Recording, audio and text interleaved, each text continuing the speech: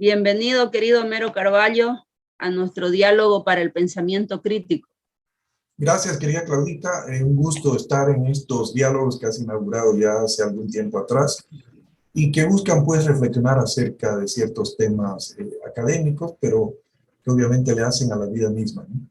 Exactamente, sí, aquí con los estudiantes, ellos han ido explorando un poco tu trabajo y estábamos viendo, hay unas obras tuyas que tienen varios elementos asociados con el derecho, con las ciencias sociales y jurídicas, como por ejemplo Santo Vituperio. Logras hacer una resonancia magnética, ni siquiera una radiografía, ¿no? De la mujer, el rol que ocupa la mujer en una sociedad como la cruceña. La maquinaria de los secretos, una novela de carácter, yo diría de carácter político, incluso hasta policial, porque hay un abordaje de la realidad del Estado, una crítica también, una reflexión. Entonces, resaltar primero que nada tu trabajo como escritor, como novelista, cuentista, poeta, como maestro de los tres géneros literarios por excelencia, ¿no? Así Gracias. que gracias por aceptar esta invitación, darnos tu tiempo para compartir tu experiencia como escritor, como pensador, y le doy la palabra a Mauricio para que haga su pregunta y empecemos este diálogo para el pensamiento crítico. Muy bien. Buenos días, ¿cómo está? Un gusto tenerlo acá con nosotros. Soy Mauricio Sinaga. Y bueno, en realidad es una pregunta como dividida en dos. En primer lugar, ¿cuál es su proceso de escritura? Si, por ejemplo, usted tiene un final determinado o lo va cambiando de acuerdo a cómo va desarrollando su texto. Y el segundo va en relación a los personajes. O sea, yo me imagino que los personajes no... Me gusta pensar que no son planos, o sea, me refiero a que no solamente está lo que vemos en el texto, sino si usted les da un trasfondo, un contexto más allá de lo que nosotros podemos leer, para así de esa forma usted poder construir mucho mejor tanto el desarrollo que va a tener como la relación que van a tener entre ellos. Esa sería mi pregunta. Muy bien, con mucho gusto. A ver, vamos a hablar del tema de la novela para poder responder las dos preguntas, ¿ya? Ya hay una convención a nivel de todos los escritores, de todos los novelistas, que hay dos modelos para escribir novelas, dos modelos en general. No quiere decir que no haya otros, pero hay dos en general, digamos, que son el novelista de brújula y el novelista de mapa, ¿ya? ¿Qué quiere decir esto? Que hay novelas que las escribes siguiendo ya un mapa, es decir, has determinado hacia dónde vas a ir, por dónde vas a llegar, qué recorrido vas a hacer, en ese recorrido, cuántos días vas a estar en un pueblo, cuántos días vas a estar en el otro, si vas a ir por tierra, si vas a ir por aire, si vas a ir por ferrocarril, si vas a ir en auto propio o vas a ir en bus, ¿no? Ese es el de mapa, ese es el de mapa. Y el de brújula es que simplemente sabes que quieres llegar a un lugar, ¿no es cierto? Pero todavía no sabes cómo. Tienes el tema, ¿no? Tienes el argumento, pero no sabes cómo vas a llegar.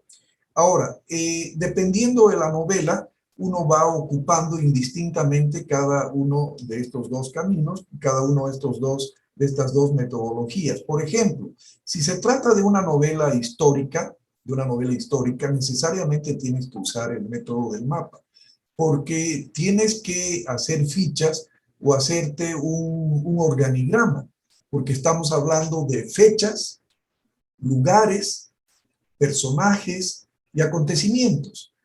Estos cuatro elementos de una novela histórica no puedes darte el lujo de equivocarte, ¿ya?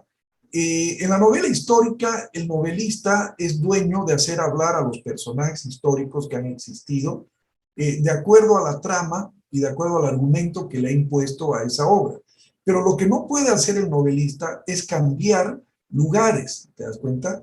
Por ejemplo, si Bolívar se reunió con San Martín en un determinado lugar, pues hay que respetar eso, ¿no es cierto? Si la batalla de Ayacucho duró tantas horas en una pampa del altiplano peruano, pues hay que respetar eso. ¿Te das cuenta? Ahí no puedes cambiar. Y por eso es que para evitar confusiones, equivocaciones, es mejor que lo hagas con un mapa, es decir, que te hagas un organigrama, ¿ya? ¿No? O fichas, ya dependiendo de cada quien. Yo, por ejemplo, me hacía fichas cuando escribía alguna novela histórica, ¿no? Y en mis fichas tenía no solamente eso, sino tenía también lo otro, que son las características de los personajes. En la construcción de los personajes, tú tienes que dotarles de una característica física y psicológica, ¿no es cierto? Los narradores, mis queridos amigos, mis queridos estudiantes, los narradores somos una especie de dioses creadores, dioses en el sentido literario, es decir, creamos el ambiente, creamos mundos, destruimos mundos. ¿Qué quiere decir crear y destruir mundos? Creamos, por ejemplo, el ambiente donde se va a desarrollar la novela, el ambiente, el espacio puede ser rural, puede ser urbano, si es urbano, un cuarto, un barrio, un hotel o toda una ciudad, ¿no es cierto? Creamos el tiempo, es decir, en qué tiempo se va a desarrollar la novela, va a ser en el pasado, va a ser en el presente, va a ser en el futuro, o va a ser en los tres tiempos y vas a jugar con los tres tiempos. Le dotamos a los personajes de características físicas y psicológicas, le creamos la trama, la historia, es decir, le estamos dotando de todo eso porque somos dioses creadores, es decir, podemos crear y destruir mundos al mismo tiempo. Ahora, en la construcción de los personajes, ¿qué pasa en la construcción de los personajes? Al personaje no solamente tenemos que describirlo físicamente, no solamente tenemos que decir, fulano de tal era gordo, flaco, cabello negro, bigotes, lampiño, etcétera, etcétera. Sino tenemos que definirle un perfil psicológico de acuerdo a las características de la novela, ¿no es cierto? Y un perfil cultural también, sus gustos, ¿no? Si le gustaba la música, el deporte, los libros, o no le gustaba nada, qué tipo de comidas, porque eso te va a diferenciar de otros novelistas, la manera como tú estás presentando a tus personajes. Y digo, no solamente describirlos como un narrador omnisciente. El personaje se caracteriza más, ¿no? Cuando tú lo haces actuar, cuando tú lo haces dialogar, ¿ya? Por ejemplo, tú puedes decir, fulanito de tal, el personaje de tu novela, era muy obsesivo, ¿no? Era un personaje obsesivo que le gustaba que todo esté en orden, ¿no? Le gustaba que los platos tengan un orden, que los vasos tengan un orden. Lo estás describiendo, está bien, pero también lo puedes hacer de la siguiente manera, presentarlo al personaje y que el personaje se muestre como un tipo obsesivo. Por ejemplo, puedes empezar a narrar y decir, fulanito entró al cuarto, entró al baño y vio que las toallas estaban desordenadas. Se puso a ordenarlas por tamaño, de mayor a menor. Luego ordenó las lociones, ¿no? De acuerdo al tamaño de los frascos de vidrio. Ordenó los desodorantes, ordenó los jabones, ¿no? Es decir, estás mostrando al fulano. Ahí no necesita, el escritor no necesita decir que su personaje es obsesivo, como lo has dicho en la descripción. No, ahí estás mostrando que tu personaje tiene una obsesión por el orden, ¿te das cuenta? Puedes hacerlo de las dos maneras de acuerdo a el interés de la historia. Cualquiera de las dos resulta. En mi caso, yo he escrito novelas que han sido de acuerdo a la brújula. Santo Vituperio, por ejemplo, sabía lo que quería. Era un tema acerca de los santos populares, esos santos que la gente cree que hacen milagros. El argumento lo tenía, era una mujer que había sido asesinada y que la gente va a creer que hace milagros, ¿no? Sabía al principio y sabía al final. Lo que no sabía era cómo la iba a desarrollar. Y eso se dio a lo largo de la historia. Cuando me senté en la máquina, en la computadora y empecé a escribir, ahí se fue desarrollando. Ahora, también hay algo que nos sucede frecuentemente a los escritores, y es que de pronto hay un personaje que no le has dado importancia, es decir, no es de los personajes centrales, no es el protagonista, es un personaje secundario o de tercera, pero de pronto ese personaje empieza a escribirse. y tú estás escribiendo y te das cuenta que no eres tú el que escribes el personaje. ¿Qué quiere decir? Cuando sucede eso, es cuando los novelistas nos debemos sentir felices, porque no debemos molestarnos, debemos sentirnos felices, porque quiere decir que la novela ha cobrado vida, quiere decir que los personajes han cobrado vida, y por lo tanto ellos están escribiendo la novela con tus dedos, con tu mente, ¿no? Y ese personaje que tú lo habías concebido sin importancia, de pronto cobra una importancia radical en tu obra. ¿Sí? Espero haber respondido. Así es, muchas gracias por la respuesta, y la verdad usted fue mucho más allá, y la forma en la que nos lo describió, por lo menos para mí, estupenda. Muchas gracias. Con mucho gusto. Claro, el caso de Santo Vituperio, yo me acuerdo cuando estábamos estudiando, yo estaba en la universidad todavía con la profesora María Pía Franco y con la profesora Claudia Boules, hicimos un análisis, y después nos tocó hacer en esa época Óscar Gutiérrez daba oratoria en la NUR, y me tocó llevar con él, y leímos ese material, y claro, el personaje, el asesinato, ¿no? En los años, estoy hablando del año 2004, y estaba en mi segundo año de la U. Se pusieron de moda las noticias de asesinatos a mujeres. Así y es. mira, estamos en el año 2022 y siguen de moda los asesinatos a las mujeres. Los feminicidios famosos, lamentablemente. Lamentablemente, mira, hace una semana atrás. Esa novela tuya es una descripción clarísima de los feminicidios. Claro. Tanto así, querida Claudia, que hace 2 semanas atrás la Universidad Autónoma de México, la UNAM, ¿no? Su departamento de literatura me entrevistó sobre esa novela, fíjate vos, sobre Santo Vituperio, ¿no? Y a propósito de los feminicidios, ¿no? Que en México es pues algo realmente espantoso, ¿no? Claro. Y que en Bolivia lamentablemente parece que vamos por el mismo destino, ojalá que no. Y me entrevistaron sobre esa novela y sobre el tema del feminicidio en particular. Sí, y el personaje, si mal no recuerdo, era María Inés, creo, ¿no? María Inés de las muñecas, además, ¿no? A mí me llamaba la atención María Inés de las muñecas. En esa época yo estaba con una actitud muy crítica hacia el misismo verde-blanco, el tema de las mises y la exacerbación de presupuestos públicos en desfiles de modas, además, ¿no?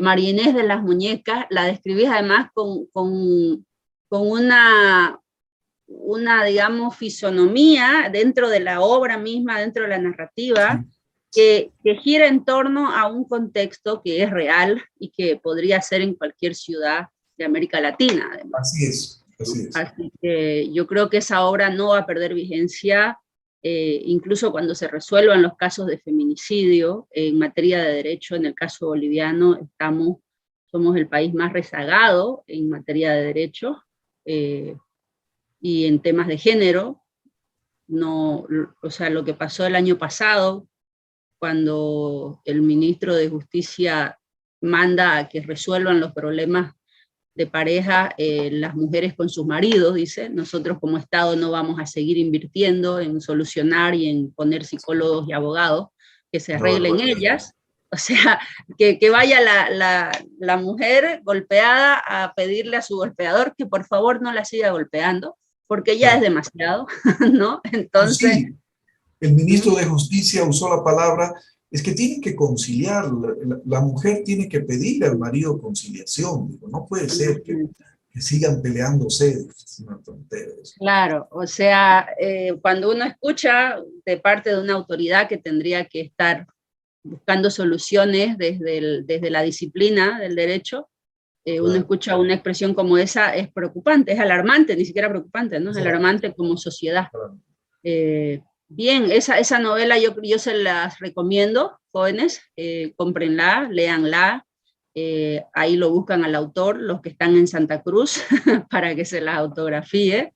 Y ahora tal vez podemos escuchar a André, que tiene alguna pregunta o comentario. Y felicidades, Homero, por el reconocimiento de la Universidad Autónoma de México y de varios otros lugares del mundo, ¿no? Porque se han escrito muchos ensayos académicos sobre tu trabajo, además.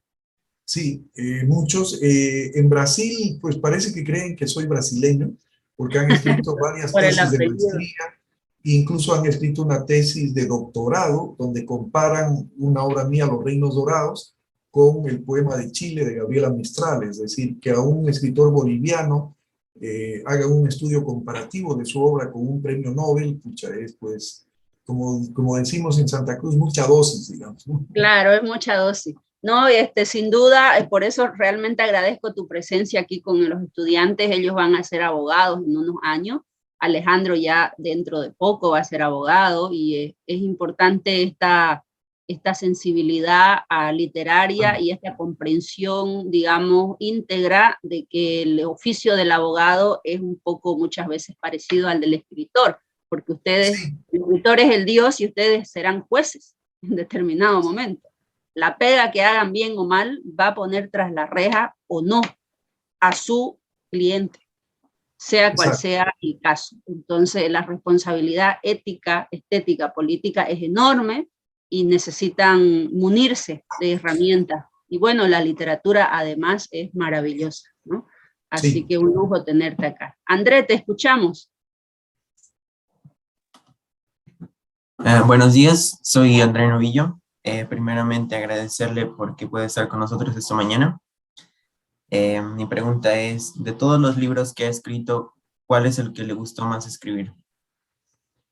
Mira, ahí tengo un serio problema para responderte, porque he escrito en varios géneros, ¿no? Pero en general, cuando me hacen esa pregunta, yo digo el que estoy escribiendo ahora, porque ese es el que más me gusta, ¿no? El libro en el que estoy trabajando. Pero si vamos a hacer una diferenciación por género, el libro que más me gusta en poesía es sin duda alguna Los Reinos Dorados, porque me ha traído muchísimas satisfacciones.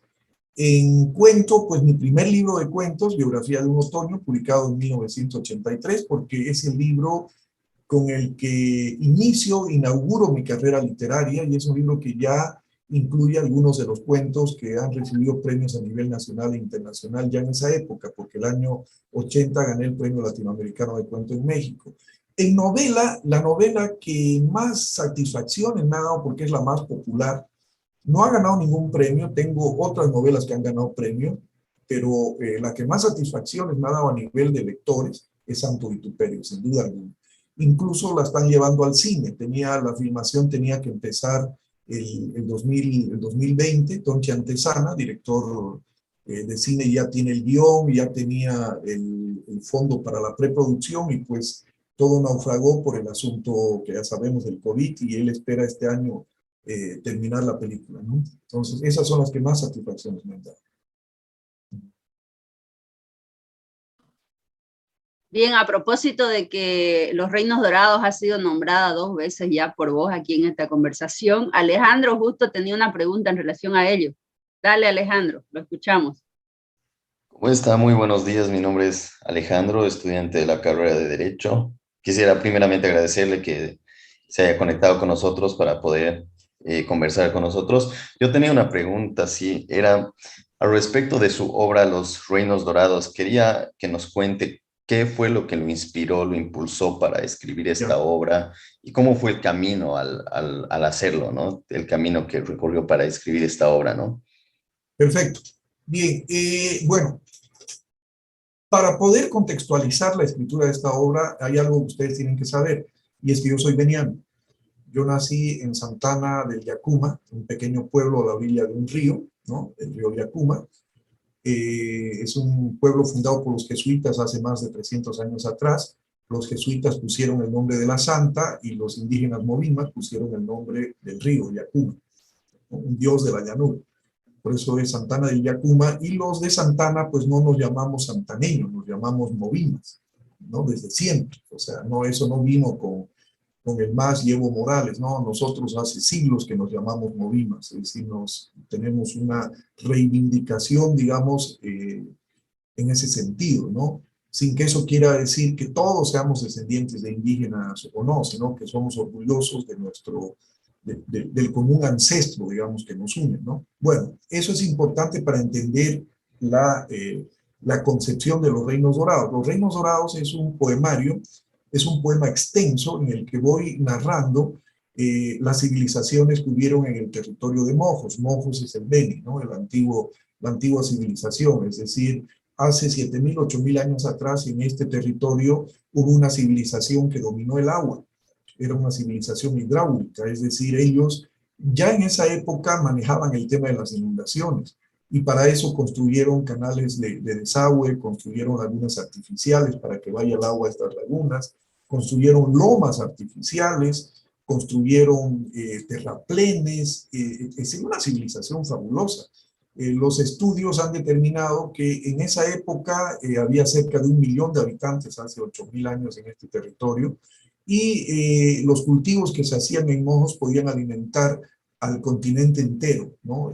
Es decir, esa era la fuerza de esta civilización. Conocer esta historia de mi padre, de boca de mi padre Antonio Carvalho era historiador, siempre me había llamado la atención y siempre creí yo que tenía que escribir algo sobre esto. Y resulta que una noche, viviendo yo en la ciudad de Sucre, el año 2006, para el tema de la Asamblea Constituyente que se estaba realizando en la capital de Bolivia, pues una noche desperté a las 3 de la mañana exactamente porque me había soñado con mi padre. Y mi padre, ya muerto, mi padre falleció el año 1989, mi padre en el sueño me reprochaba el no haber escrito ese libro.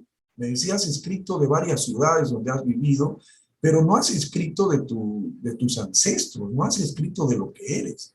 Y lo que eres está en la civilización del agua, ¿no? Y entonces él me mostró imágenes en el sueño. Y yo desperté, me acuerdo, muy eufórico, casi delirante.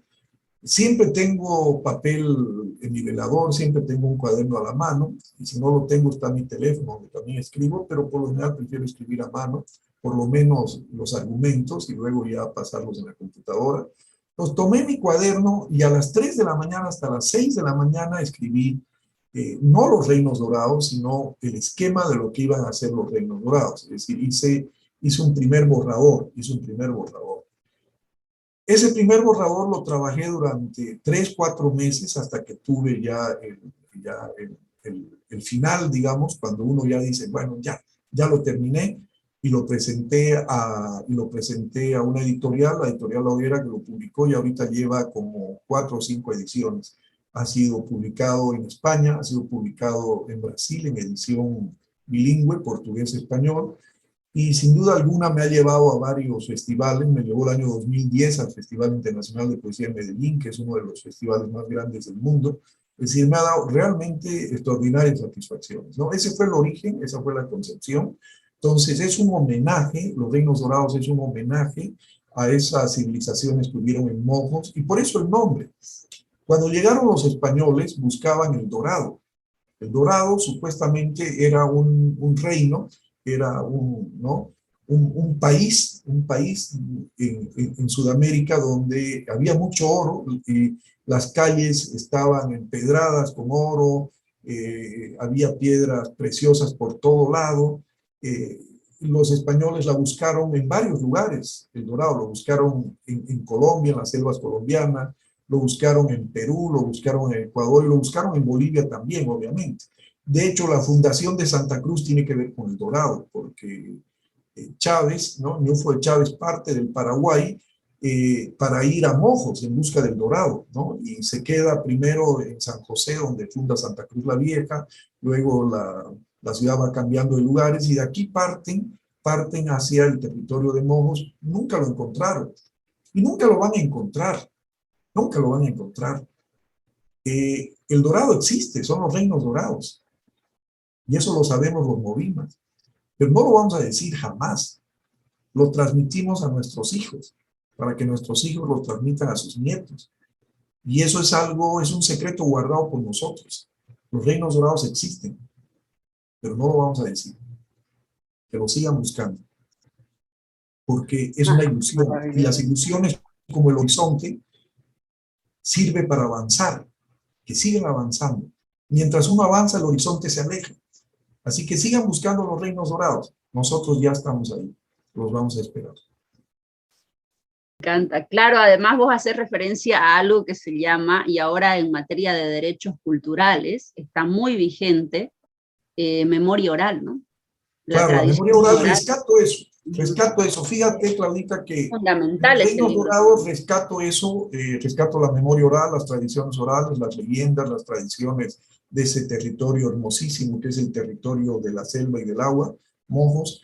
Y luego en Quipus, otro poemario que te agrada a ti también, rescato lo otro, rescato el lenguaje de los nudos, ¿no? Que siempre se creyó que los quipus servían solamente como un lenguaje estadístico, como un lenguaje matemático para llegar a las cuentas de cuántas llamas, ovejas o vicuñas habían en la comunidad, y no, ya se ha comprobado, y hay una novela bellísima escrita hace algunos años en el Perú que se llama El espía del Inca, se ha comprobado que los quipus también eran un lenguaje para contar historias, y eso es lo que yo hago en mi poemario Quipus, donde cuento historias a través de los quipus, ¿no?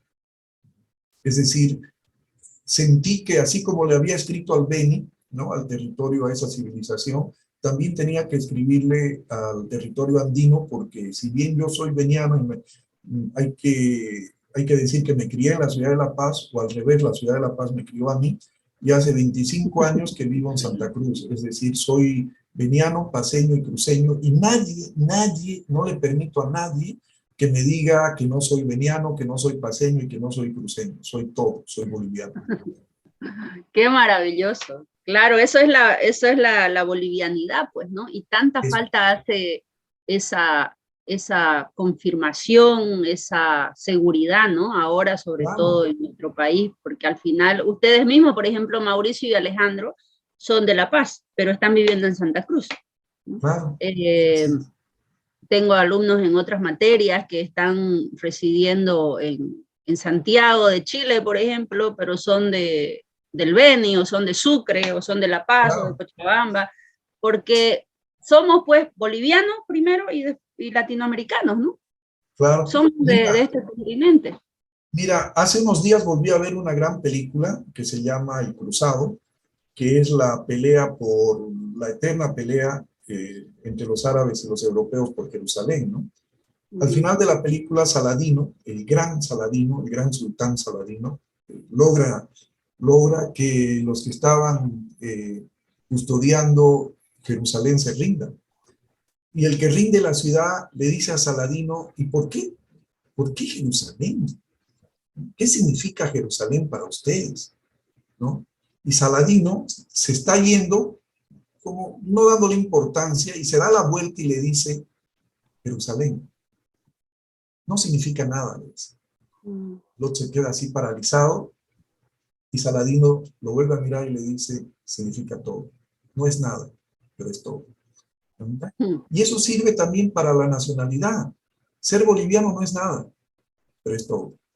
Es todo lo que tenemos. Y como dice el poeta Derek Walcott, o eres un país o no eres nada. Derek Walcott, premio Nobel de Literatura en un poema, termina con esa frase. O eres un país o no eres nada. ¿Te das cuenta? Porque nosotros somos un país. Somos un país. Pero al ser un país, al mismo tiempo somos un continente. Porque Bolivia no se entiende sin el subcontinente. Y el subcontinente no se entiende sin el continente. Y el continente no se entiende sin el mundo. Es decir, somos todo eso. Sí, es fundamental lo que estás mencionando porque, claro, en los últimos años está de moda y está muy vigente el debate de superar los nacionalismos y las diferencias y etcétera. Y el planteamiento que vos haces desde la literatura y desde tu ser humano, yo creo que tiene que ver con entender que hay que ser agradecido con los lugares que te lo dieron todo.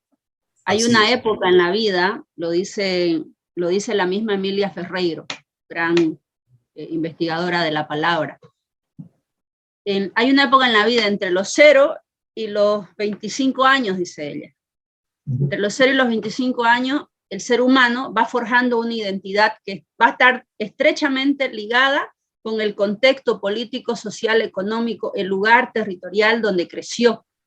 Ese lugar hizo a ese ser humano, cualquiera sea la condición. Y esto lo va a confirmar el escritor israelí, a propósito de que mencionaste Jerusalén, en Amos Oz.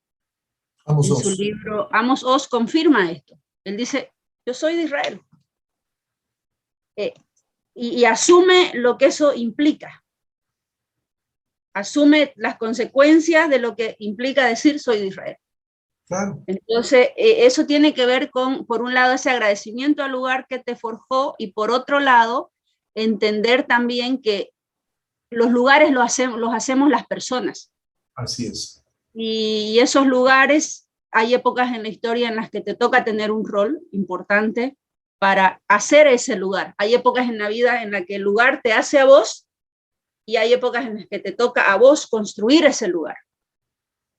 Y yo creo que desde la literatura y desde la vida real y la cotidianidad, eso lo tenés muy claro, Homero, en tu obra y en tu vida, ¿no?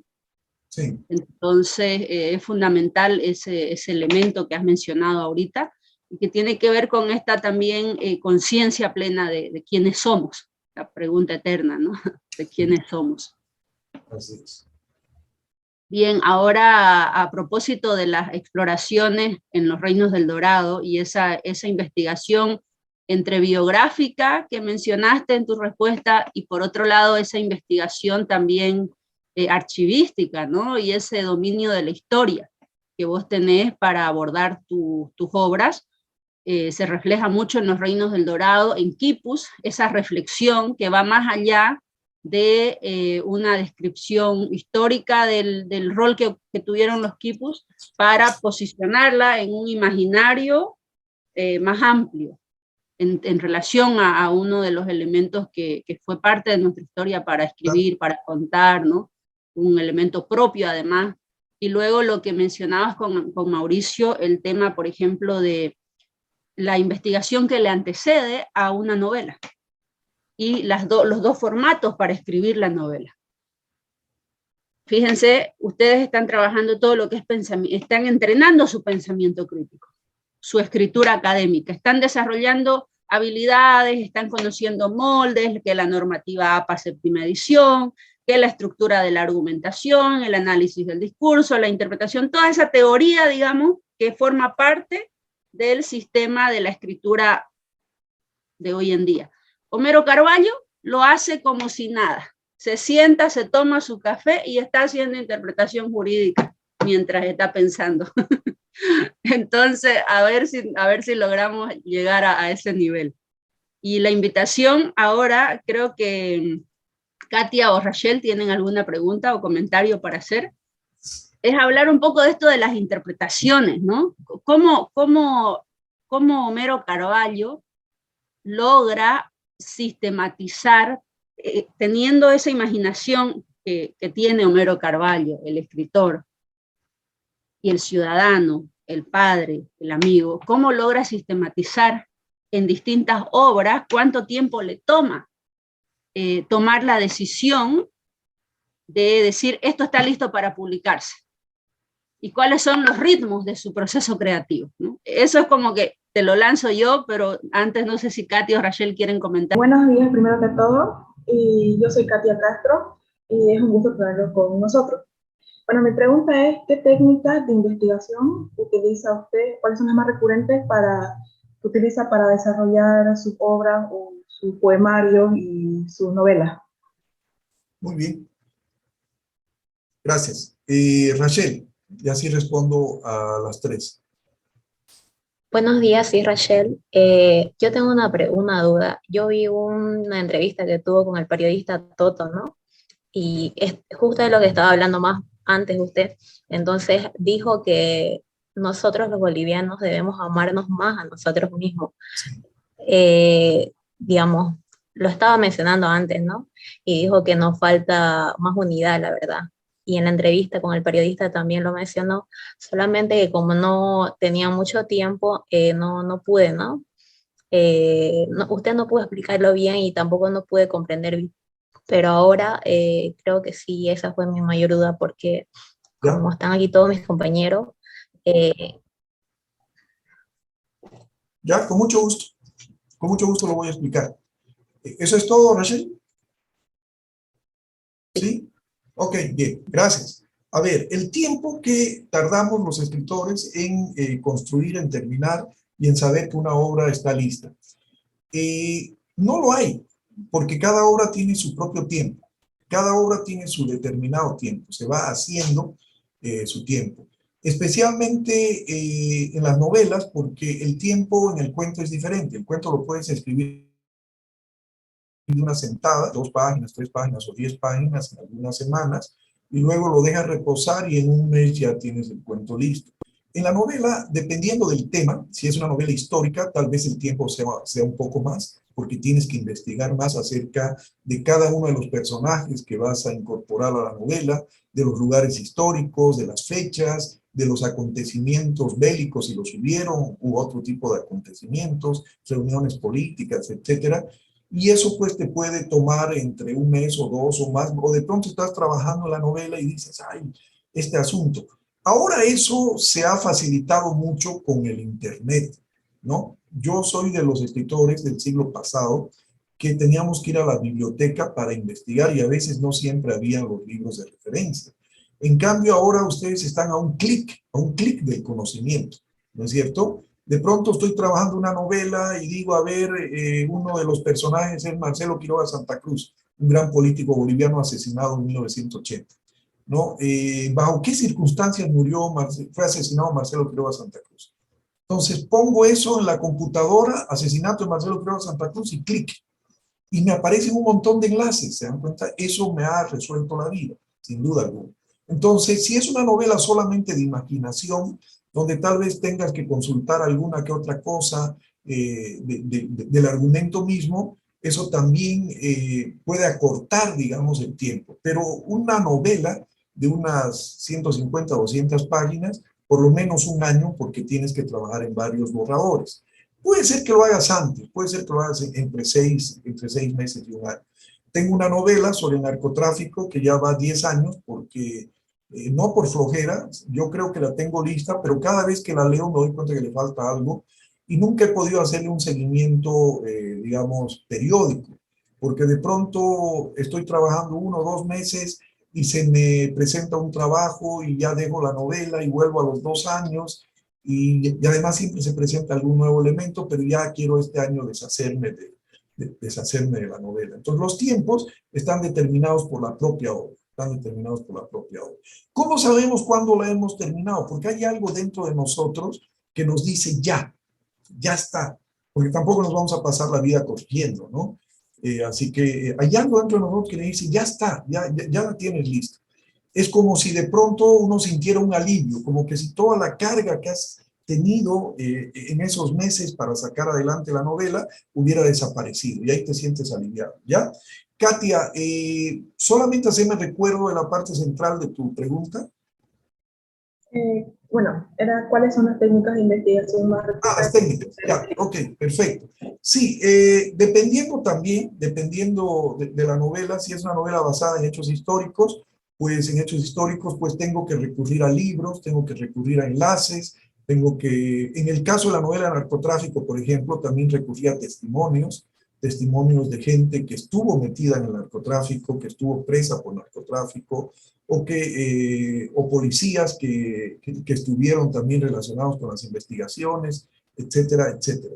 Si es pura y simple imaginación, pues lo que hago es hacer trabajar mi cerebro, ¿no? Eso es importante que ustedes lo sepan. La técnica de investigación está determinada por la obra misma. El tiempo está determinado por la obra misma también. ¿Cuántas páginas? ¿Cuál va a ser el alcance? ¿Cuántos personajes?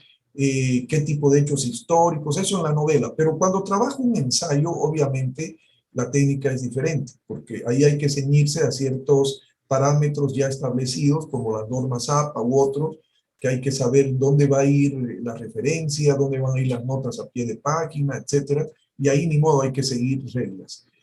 Por ejemplo, si yo quiero publicar un artículo en una revista académica, tiene sus propias reglas y hay que seguir esas reglas, no nos queda alternativa, ¿ya? Respecto a lo que decía Rachel, que hablé en el programa con Toto Salcedo, hablé de las cosas que nos unen a los bolivianos. Voy a hacer un resumen de eso. Bolivia tiene, este año cumplimos 190 estamos en 2022, ¿no? ¿Cuántos años de vida republicana? 196, 197 vamos a cumplir este año. 197 años de vida republicana. En estos 197 años, los bolivianos hemos ido construyendo toda una serie de elementos que nos unen, que nos hacen ser bolivianos. Estos elementos pueden ser simbólicos, pueden ser reales, o pueden ser subjetivos y objetivos, ¿ya? O todos al mismo tiempo, De hecho, por ejemplo, el nombre, el gentilicio de boliviano, como yo les decía, tal vez no significa nada, pero esto no significa nada porque boliviano deriva de Bolívar, así como Roma deriva de Rómulo, ¿no? Igual, boliviano de Bolívar, ¿no es cierto? Y de ahí viene nuestro nombre. Tal vez no nos correspondía, tal vez nos correspondía otro nombre, pero ni modo, somos bolivianos, y a lo largo de estos 196 años hemos desarrollado, pues, toda una serie de elementos y características que nos unen. Sin embargo, los bolivianos tenemos un complejo. Nos gusta resaltar aquello que no nos une, aquello que nos diferencia. Y a veces creemos que lo que nos diferencia es fundamental y que no tiene arreglo. Por ejemplo, ¿no? Los paceños no hablan igual que los cambas, por lo tanto no somos un país, ¿no? Porque el acento es diferente. Eso sucede en todas partes del mundo. Los porteños no hablan igual que los jujeños, que los salteños, que los cordobeses. Los cordobeses de los acentos se dan en todas partes del mundo. Los neoyorquinos no hablan igual que los de Washington o que los de Los Ángeles, los de California. El acento es totalmente diferente. Los cariocas de Río no hablan igual que los paulistas. Los de la sierra en el Perú no hablan igual que los de la costa, ¿no? Porque si nos vamos a hacer problema de eso, si nos vamos a hacer problema porque el acento es diferente, entonces en Santa Cruz estaríamos fregados, porque los vallegrandinos no hablan igual que los cambas, ni los cambas hablan igual que los chaqueños. El acento es totalmente diferente, cada quien habla como su zona le ha dicho, ¿no? Luego, lo ha hecho, como la cultura lo ha hecho, ¿no? Luego, no, que nosotros, que en La Paz es frío y que en Santa Cruz hace mucho calor. En todos los países del mundo hay las diferencias geográficas, en todos los países del mundo, ¿no? Es decir, no, que aquí comemos fricasé y allá comen majao, en todos los países del mundo. Ahora, las cosas que nos unen, fíjense ustedes, en primer lugar el nombre, nos une ser boliviano, nos une el gentilicio, ¿ya? Nos une también la música, fíjense ustedes. A ver, a los amigos de Santa Cruz, ¿cuál es el segundo himno cruceño? Viva Santa Cruz, ¿lo ven? Viva Santa Cruz es un taquirari, segundo himno cruceño. ¿Quién lo compuso? ¿Un camba? No, lo compuso un orureño, Gilberto Rojas. Uno de los más lindos taquiraris, Niña Camba, otro orureño, César Espada. El segundo himno paceño, que incluso el Consejo Municipal lo ha declarado himno paceño, ¿no? Mediante ley, Collita, cantado por Guara. Collita tenías que ser, etcétera, ¿no ve? Collita, ¿quién la compuso? Un cochabambino. ¿Qué ritmo tiene Collita? Taquirari. ¿Cómo es posible que un cochabambino componga el segundo himno de La Paz en un ritmo que no es paceño?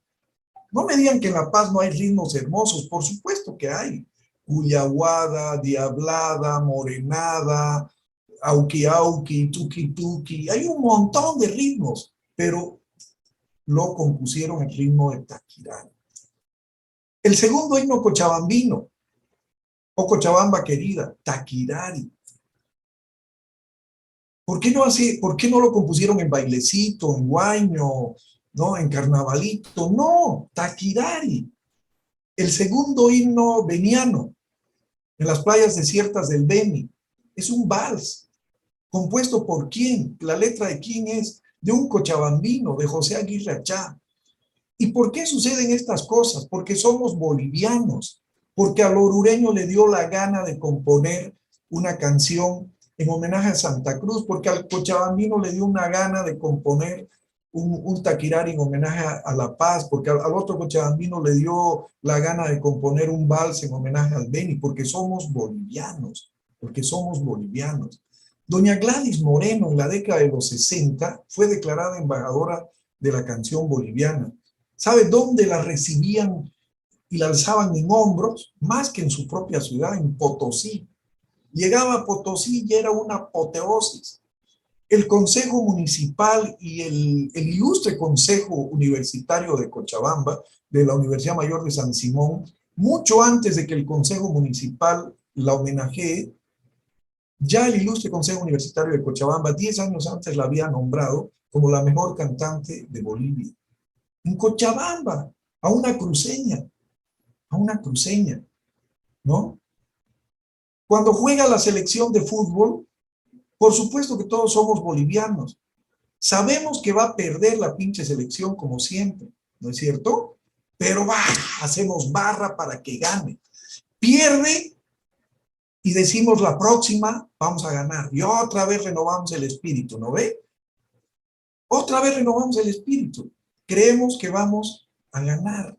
Creemos que nos merecemos ganar, ¿no? Y siempre perdemos. Y ahí hay otra característica del boliviano, nos gusta sufrir. Y por eso, cuando pierde la selección, todos los periódicos y los medios de comunicación abren con perdimos nuevamente. Bolivia perdió 5-0, nos golearon. Titulares en todos los medios de comunicación. Cuando un boliviana gana en racket, gana en karate, gana en tenis, ni pelota. Últimamente le están tirando bola a mi paisano Hugo Delín. Pero después los medios no se ocupan de la otra gente que ha ganado campeonatos, medallas de oro en karate, en racket. No existe, no existe. Una boliviana gana el premio Rivero del Duero en España. Literatura. Gana Colanzi en literatura. No fue apertura de ni un solo periódico. Nadie aperturó. Nadie aperturó. Todo el mundo puso la derrota de Bolivia. Todo el mundo puso la derrota de Bolivia. Daniela Cajías, su película ganó el Berlinale de oro. Y Natalia López, hija de mi amiga Chichizo López, ganó el segundo premio en el Berlinale de plata. ¿Algún periódico lo puso en tapa? Ninguno. Porque somos derrotistas, nos gusta la derrota. Con el Silala lo mismo, ¿no? Con el Silala, los casos de La Haya están en portada. Una vez comenté ahí en el Face una noticia, decía, el 48% de los bolivianos no leen ni siquiera un libro al año, ese era el titular.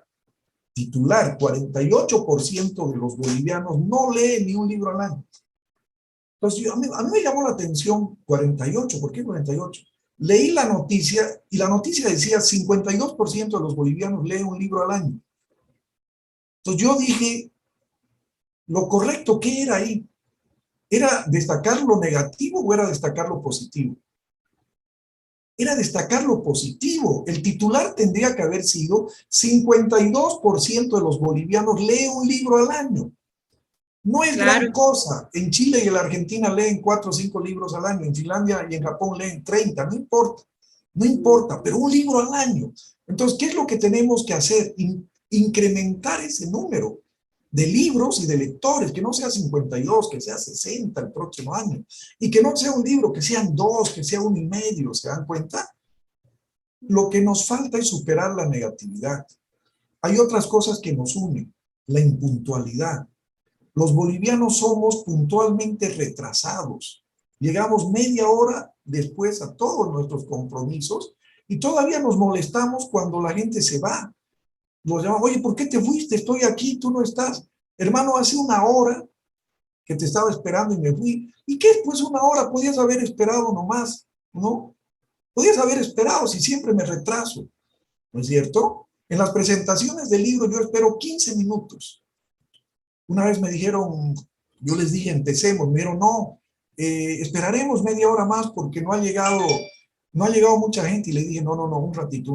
El respeto es para los que han llegado.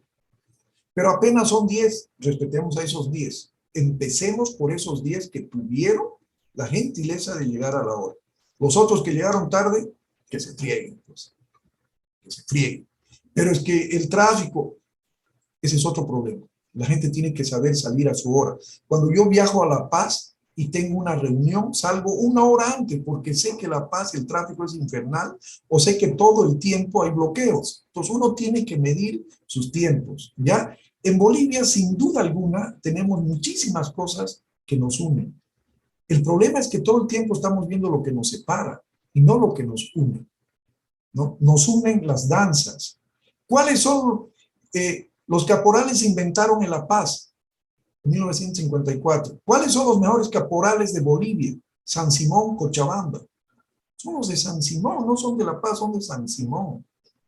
Y así puedo decirles un montón de otras cosas que en literatura hay escritores que han escrito sobre otros departamentos, sobre otras ciudades. ¿Por qué? Porque les ha dado la gana de hacerlo, porque son bolivianos. ¿Se dan cuenta? Bueno, espero haber respondido también para Rachel. Gracias, Homero. Janine, veo que está más presente aquí. ¿Quiere comentar algo, hacer alguna pregunta? Y con usted cerraríamos. ¿Ya?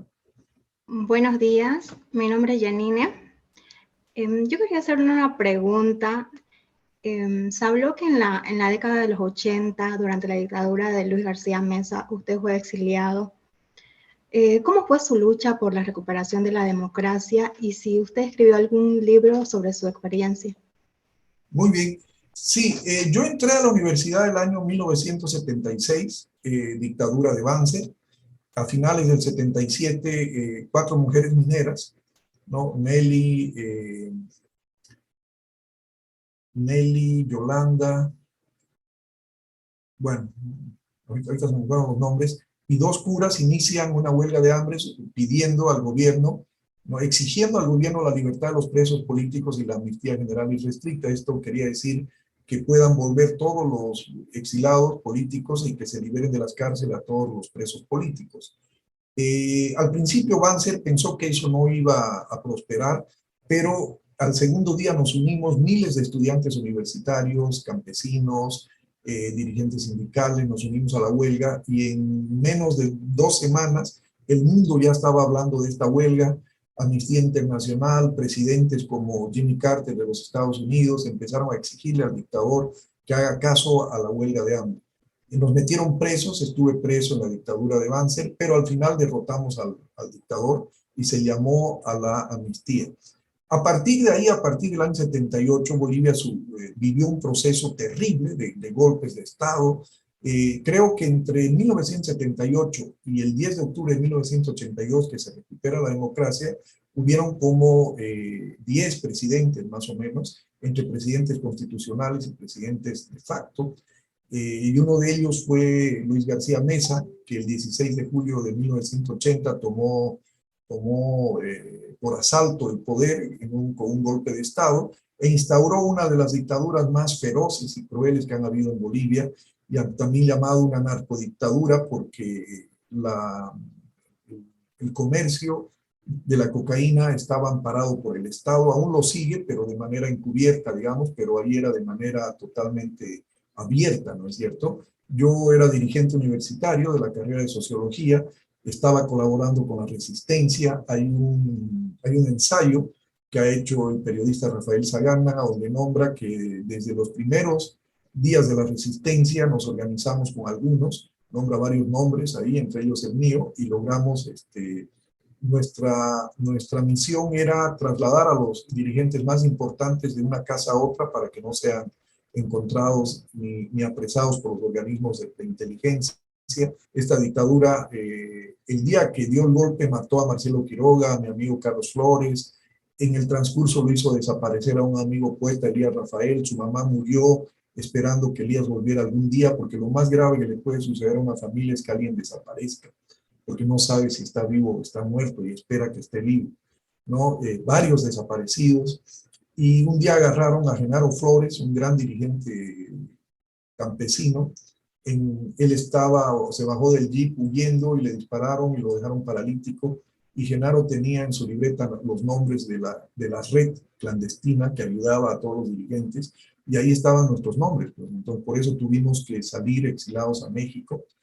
En México, no hay mal que por bien no venga, un hermoso país, aprendí a querer ser latinoamericano, porque los mexicanos han desarrollado de una manera extraordinaria su ser latinoamericano, porque como están al lado de los Estados Unidos, la cultura de los Estados Unidos es tan poderosa que los mexicanos se vieron en la obligación de reforzar sus cánones culturales, ¿no es cierto? Y ahí aprendí a sentirme orgulloso de Mojos, de Tiahuanacu, de los Andes, de Samaipata, de mis ríos, etcétera. Ahí también gané mi primer premio internacional, el premio latinoamericano de cuento. Así que cuando volví de México, a México salió un joven de 22 años que quería ser escritor.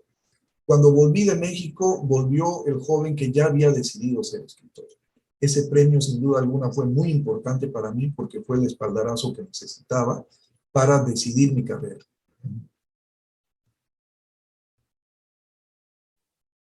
Y bueno, hay muchas anécdotas también de la época de la dictadura, ¿no? Tenés muchas anécdotas ahí. Sí, sí. Sí, de hecho, los libros. Puedes encontrar un libro que se llama La ciudad de los inmortales. Ahí narro toda la lucha de la reconquista de la democracia entre el 78 y el 82. El 10 de octubre se recupera, le devuelven el gobierno a Hernán Siles Suazo y a partir de ahí ya estamos viviendo esto que se llama democracia. Esa novela narra esos 5 años, Y es probable que hasta fin de año salga mi autobiografía que se va a llamar La nostalgia sublevada, donde también cuento algunas cosas que no he contado en mis libros, porque de alguna manera todos los escritores somos una especie de escribimos una especie de autobiografía, porque siempre contamos cosas de nosotros, aunque no con nuestro nombre en las novelas. Le ponemos esos hechos a otros personajes, ¿no? Pero esta vez estoy contando cosas que no se saben, pero no desde el punto de vista del análisis político, porque no me interesa eso, analistas políticos hay un montón. A mí cuando me quieren presentar como analista político, digo, no, preséntenme como escritor nomás, yo prefiero como escritor, no me presenten como analista político, hay muchos, ¿no? Y además todos dicen lo mismo. Y así que prefiero ser escritor. Yo ahí estoy contando la política, pero desde el punto de vista de la magia, de los sucesos mágicos que yo he vivido. Por ejemplo, con un candidato a alcalde, con Julio Mantilla, cuando estábamos perdiendo una elección, fuimos donde unos yatiris, donde la bruja Amalia, para que convoque a todos los apus y achachilas de los Andes, y llevamos mesas rituales y quemamos, y había una calavera, una ñatita que era de la guerra del Chaco a la que le pedíamos su bendición y hacíamos una serie. Bueno, ya lean mi novela, mi novela autobiográfica, ¿no? Buenísimo.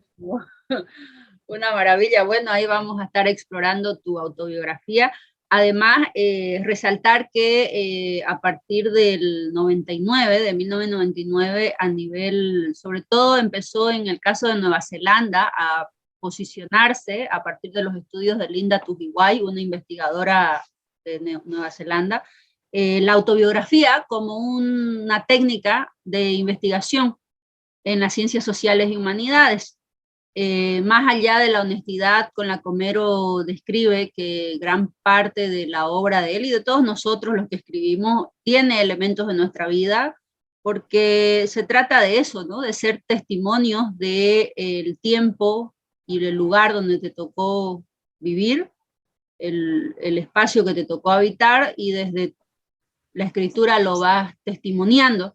Y la autobiografía junto con el enfoque biográfico se han posicionado muchísimo en los últimos 10 años. Empezó en el 99, pero en los últimos 10 años han cobrado más fuerza y más, digamos, se les da más validez, porque tuvieron su tiempo de posicionamiento y se la cuestionaba mucho, pero ya en los últimos años tienen muchísima validez científica, la biografía y la autobiografía, como métodos, como enfoques. Hay el enfoque biográfico de la investigadora Cornejo, por ejemplo, y el trabajo que hace Homero Carvalho en literatura, el trabajo que haces incluso en análisis literario. Yo diría que sos un buen analista literario también.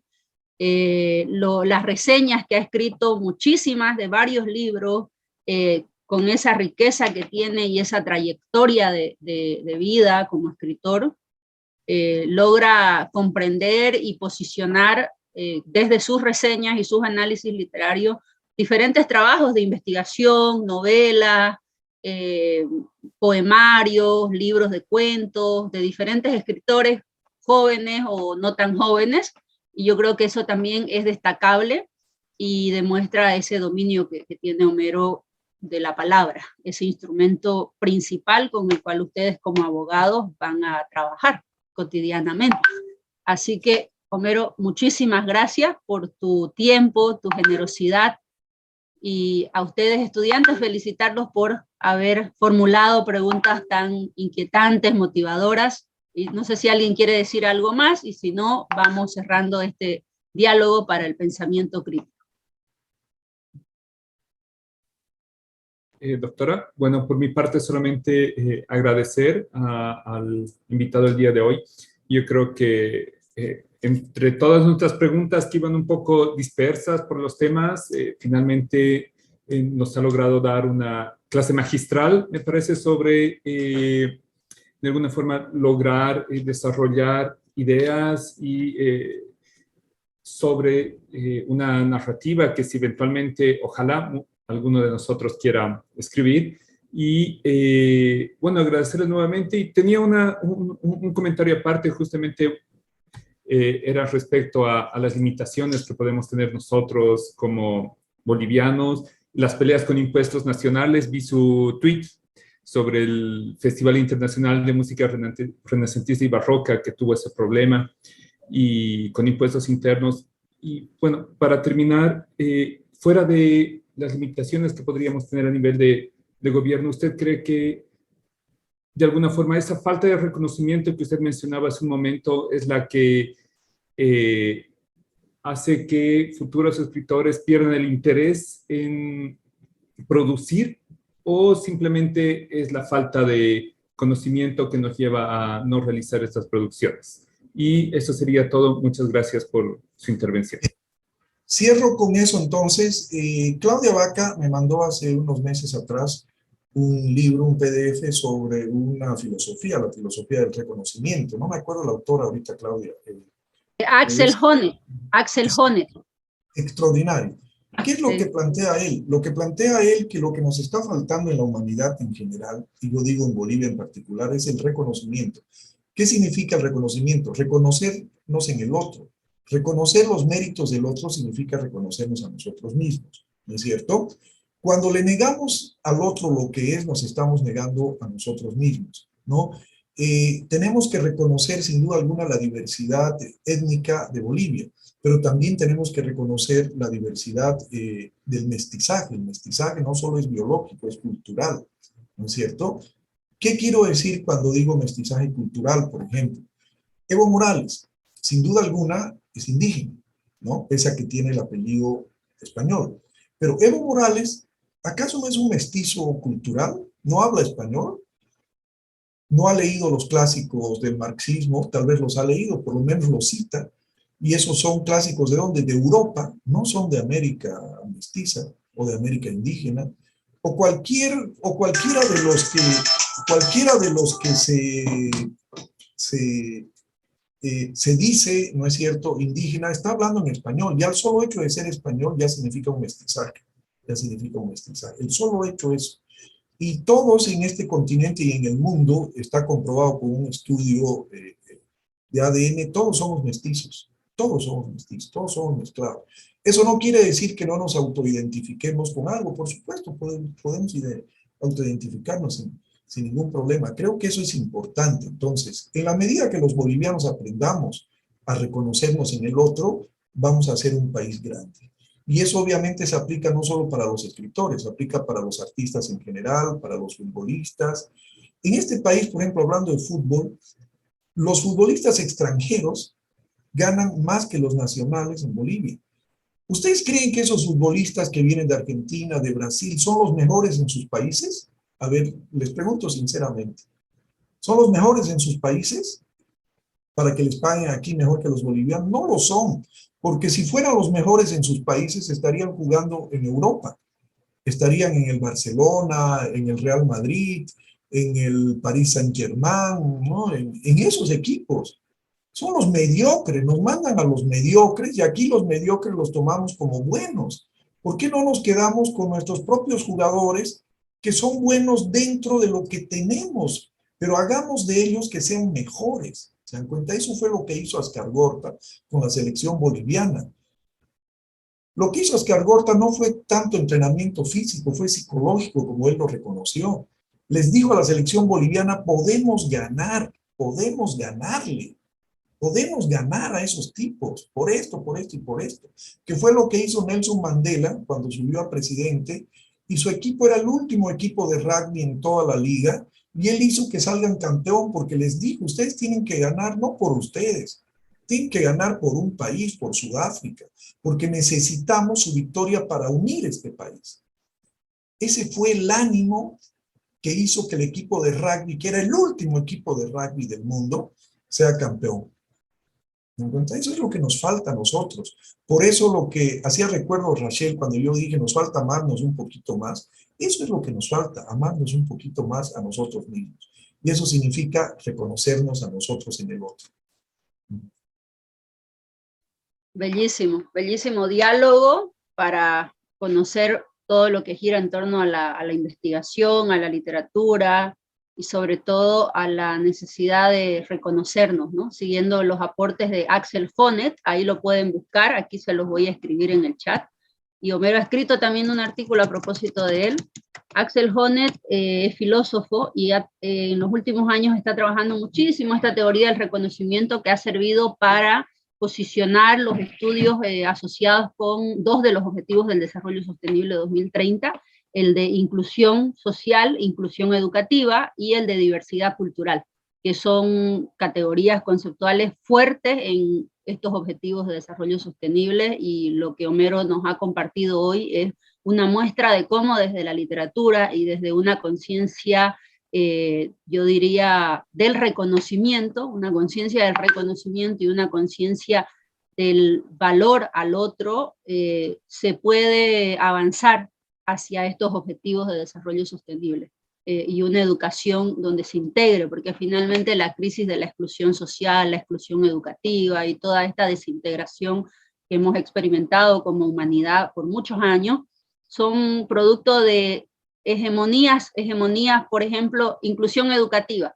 ¿Por qué antes se excluía a los discapacitados, que ahora se les llama personas con habilidades diferentes en algunos países? Porque se posicionaba el oído y la vista como los únicos sentidos para aprender, cuando en realidad una persona que no tiene la capacidad de oír o de ver tendrá otras capacidades, pero como el sistema educativo es hegemónico y cree que solo se aprende mediante dos sentidos, entonces lo cognoscensible, el integrar la diversidad de sentidos en el proceso de la vida, del aprendizaje, yo creo que de eso nos ha hablado un poco Homero Carvalho, y la literatura precisamente que él escribe aborda esos elementos y ejerce esa capacidad de reconocer, porque si en algo somos incapacitados o discapacitados es en reconocer las bondades y las virtudes del otro. Entonces hay que seguir entrenándolo, y para eso hay que leer a Homero Carvalho. Muchas gracias, Homero, y a todos ustedes, anímense a seguir profundizando lo que hemos conversado en este diálogo para el pensamiento crítico. Que tengan un buen día. Bueno, muchas gracias. Chao, chao. Gracias por la invitación, Claudita, y queridos amigos estudiantes y profesores. Un abrazo. Chao, chao. Un abrazo. Chao, chao.